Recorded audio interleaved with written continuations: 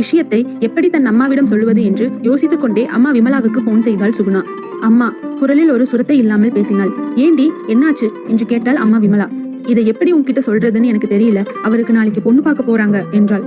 யாருக்கு? அதுதான் அவருக்கு. அவர்னா யாரு? உன் கணவனா என்று காமெடியாக பேசுவதாக நினைத்து கேட்டாள் விமலா.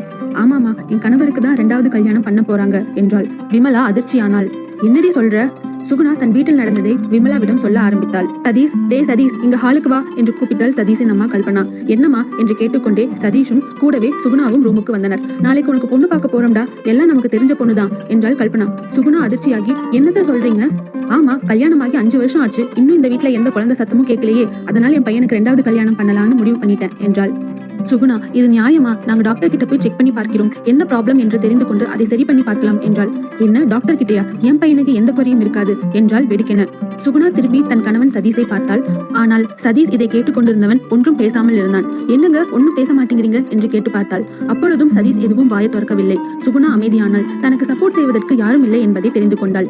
நாளை சதீஷுக்கு கல்பனாவின் தோழியின் மகளை பெண் பார்க்க செல்ல முடிவானது. இதைதான் சுகுணா தன் அம்மாவிடம் போனில் உரையாடி கொண்டிருந்தாள். அடுத்த நாள் சதீஷ் சந்தோஷமாக பெண் பார்க்க ரெடியாகி கொண்டிருந்தான். இதை பார்த்து சுகுணா மிகவும் வேதனைப்பட்டாள்.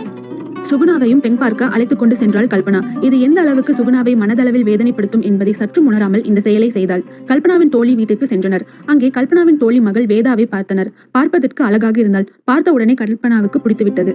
வேதா சுகுணாவையும் கூட்டிக் கொண்டு வந்துள்ளனர் என்பதையும் பார்த்தாள். சுகுணாவின் முகத்தையும் பார்த்தாள். அவளின் முகம் வாடி போய் உள்ளதை பார்த்து அவளுக்கு கோபம் வந்தது. வெட்கமே இல்லாமல் சிரித்துக் கொண்டிருக்கும் சதீஷையும் பார்த்தாள். வேதா, அப்போ குழந்தை இல்லாததாலதான் 2வது கல்யாணம் பண்ண போறீங்க இல்லையா என்று கேட்டாள் கல்பனாவிடம்.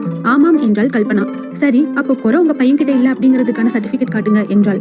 அது என்ன, என் பையன் கிட்ட எல்லாம் ஒரு குறையும் இருக்காது, எல்லாம் இவகிட்ட தான் இருக்கும் என்று சுகுணாவை காட்டினாள் கல்பனா. அப்படியெல்லாம் என்னால நம்ப முடியாது. உங்க பையனை டாக்டர் கிட்ட செக் பண்ணி காட்ட சொல்லுங்க, அப்புறம் தான் கல்யாணம் எல்லாம். இப்ப முதல்ல வீட்டை விட்டு வெளியே கிளம்புங்க என்று முகத்தில் அடித்த மாதிரி கூறிவிட்டு வேதா ரூமுக்குள் சென்று விட்டாள். கல்பனாவுக்கு கோபம் வந்து, இவளுக்கு என் பையன் கிட்ட குறை இல்லைங்கிறத நிரூபிக்கிறேன் பாரு என்று சொல்லிவிட்டு டாக்டரிடம் சென்றனர். அங்கே சுகுணாவையும் சதீஷையும் சோதித்து பார்க்கையில் சதீஷுக்கு தான் குறையுள்ளது என்பது நிரூபணமானது. சுகுணா ஆரோக்கியமாக தான் இருக்கிறாள். அந்த சர்டிபிகேட்டை பார்த்த கல்பனாவுக்கு ஸ்தம்பித்து போய்விட்டாள். இதை அறிந்த வேதா அவர்களின் வீட்டிற்கு வந்து விட்டாள். பாத்தீங்களா, உங்க பையன் கிட்ட தான் குறை இருக்குதுன்னு நிரூபணம் ஆயிடுச்சு. அதுக்குள்ள ஒரு பொண்ணோட வாழ்க்கை இல்லாம இன்னொரு பொண்ணோட வாழ்க்கையும் கெடுக்கிறதுக்கு தயாராயிட்டீங்க. இந்த புது மாப்பிளைக்கு வெட்கத்தை பார்க்கணும் என்று சதீஷையும் திட்டிவிட்டு சென்றாள். கல்பனாவும் சதீஷும் தலை குனிந்தவாறு நின்று கொண்டிருந்தனர். அவர்களால் சுகுணாவின் முகத்தை பார்க்க கூட முடியவில்லை.